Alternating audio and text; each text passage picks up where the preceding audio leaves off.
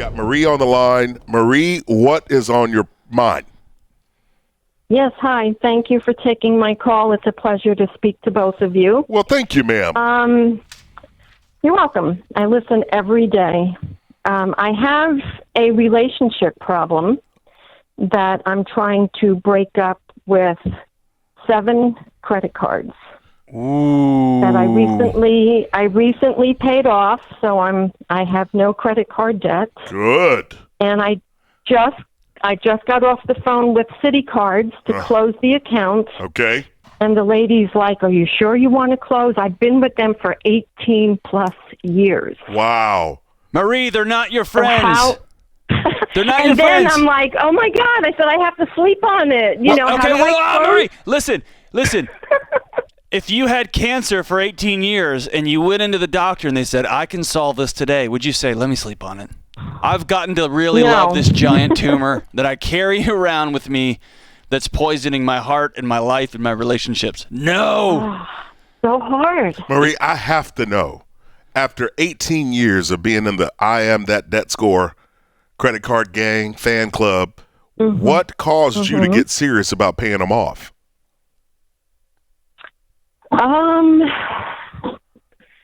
Well, I recently lost a house, then I was renting, and then that property was sold, so I had to move again. And my credit was awful, so I couldn't get a mortgage, so I took money out of my IRA, which I just got done paying the IRS income tax on that money. So I bought the house cash. My car is paid for. So Marie, what's in your this is me being serious. What's the fear? What are you scared of? I guess the fear is old habits. No, it's not old habits. The fear of what's the fear? Needing. There you go. Needing the card. Yeah. Do you have an emergency fund? Maybe needing. I only have $1,000 right now. Okay. I'm out of debt except for a personal loan for $7,000, which I plan to pay off by What's your income? March, April. I'm retired, so I get pension and Social Security, which is $2,740 a month. Okay. So you've got a paid-off house. You've got a paid-off house. I have a paid-off. I paid off 10, including the IRS, since February up until July 15th. I had to pay my taxes. $10,601. Okay. Well, listen. Between the IRS and credit cards. I'm proud of you. And now I have 7 cards to close. Right. And you're going to have to, listen, you're going to have to stand your ground. Okay, Marina, I don't know if in your history, were you ever married at all? Twice. Okay. Did you date a lot too? Yes. Did you ever date anybody that was crazy? Yes. Do you remember? No, hold on a minute. Do you remember trying to break up with them? Yes. Okay, you remember that it wasn't easy, right? Because they would keep coming, wouldn't they? Yeah, it wasn't easy. It was very difficult. I'm telling you this because you trying to close out these credit cards is like you trying to get away from crazy. But here's the deal. You don't just tiptoe away from crazy. You run. And I mean all out track shoe, down low, running in the wind, okay? You get away from it. And that's exactly what you're going to have to do with these credit cards.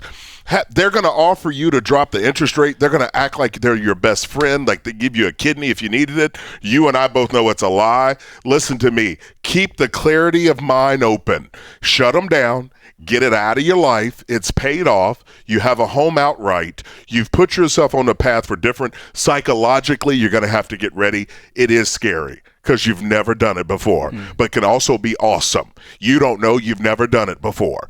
Trust us. You going on this path, you're not going to regret it. And I'm going to tell you, you close out the credit card, you move forward. If 2 years down the road, your life just is incomplete because you don't have it, then go get another one.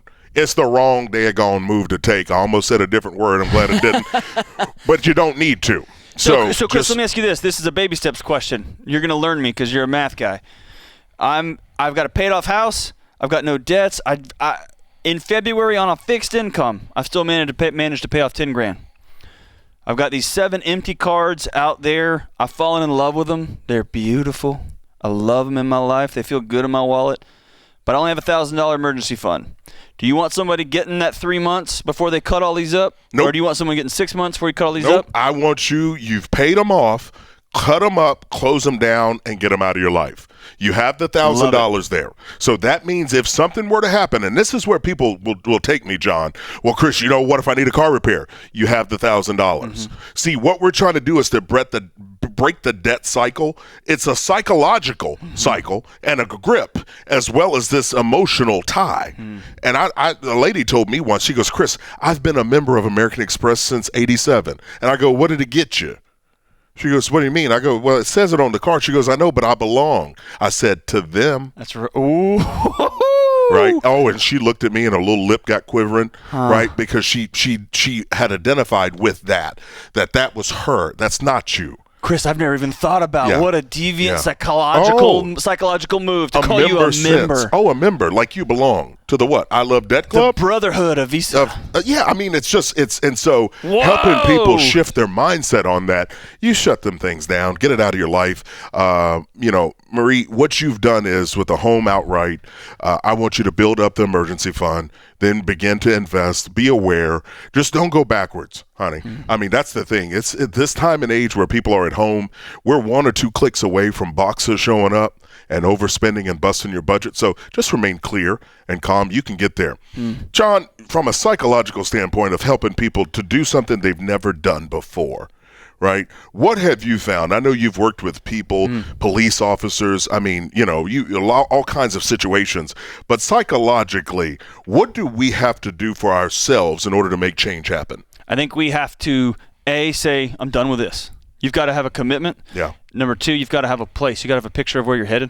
Ooh. It's got to be clear. Not just I want to make more money. Right. Not just I need a better job. What does that look like? And most people cannot answer this question. What do you want? What do you want? Like, well, you know what? No. What do you want? I want more money. What do you want? And most people don't even have a psychology for what peace feels like. What not being owned feels like. What not being indebted to somebody feels like. What being joyful feels like. And so the third thing is you got to have somebody with you. You got to have a community to walk with you. Because doing new things hard means you're going to stumble a lot. You're going to fall down, and it just is easy to lay there sometimes. And you got to have somebody pick you up. You got to have somebody text you in the morning. You have somebody that's going to call you. You've got to say, no more. Here's what this is going to look like, and I got to get somebody to walk with me, or 2 people, or 5 people, or 10 people. Yeah, no, I've been married like a long time. I've been with the same woman for even longer, and I've got to have a marriage counselor every once in a while. I've got to have somebody that I know is going to ask me about my marriage.